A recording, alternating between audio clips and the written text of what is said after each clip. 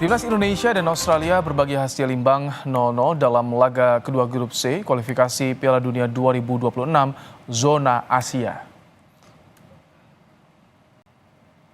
Di menit-menit awal, gawang Australia yang dijaga Matthew Ryan dibombardir Indonesia.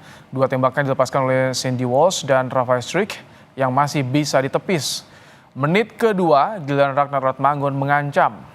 Sayang, umpan tariknya masih dapat dibaca bek Australia. Setelah itu, skuad Garuda lebih banyak bertahan dan mengandalkan serangan balik.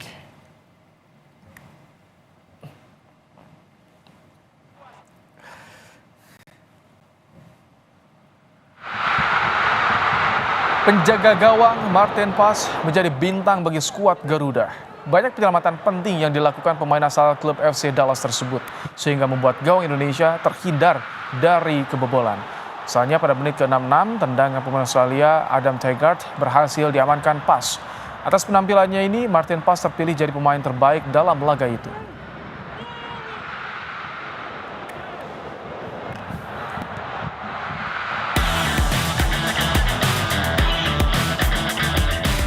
Skuad Garuda mampu menahan imbang Australia 0-0 di laga kedua grup C kualifikasi Piala Dunia 2026 zona Asia.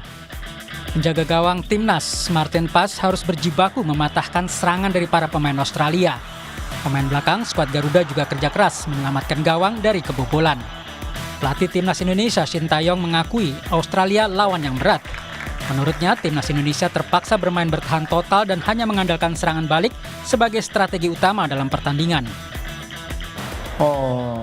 일단 호주는 우리보다 훨씬 강한 좋은 팀이고 피지컬한 모든 면에서 우리를 압도하는 팀이기 때문에 우리가 어쩔 수 없이 선수비와 후 역습을 하는 경기를 할 수밖에 없는 상황 그렇게 이해하시면 될 것 같고. Pelatih Australia Graham Arnold mengaku kesal dengan banyaknya peluang yang tidak dimanfaatkan secara baik oleh Australia ke gawang timnas Indonesia. Tercatat ada 19 tembakan langsung yang dilesatkan pemain Australia ke gawang timnas Indonesia, yang memuji penampilan Martin Paes. They worked extremely hard.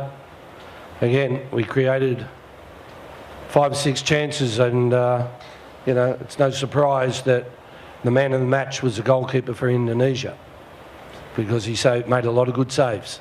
So, but it's for us, it's hurtful because obviously again. Selesai pertandingan, Presiden Joko Widodo turun ke lapangan untuk menyalami Shin Tae-yong dan para pemain timnas Indonesia. Tim Liputan Kompas TV.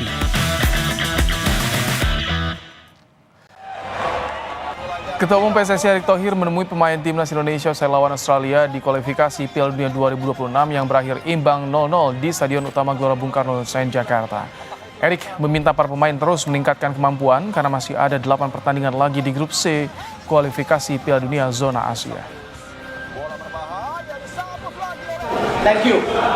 I know you're giving the best you can for the 2 matches. 2 games, we got 2 points. If we want to qualify, maybe number 2, we need 15 points. 8 games to go. We have away with China and Bahrain. You believe on that? Yes. You believe on that? Yes. Not easy, I know. Thank you. You're giving everything that you can. We can say thank you.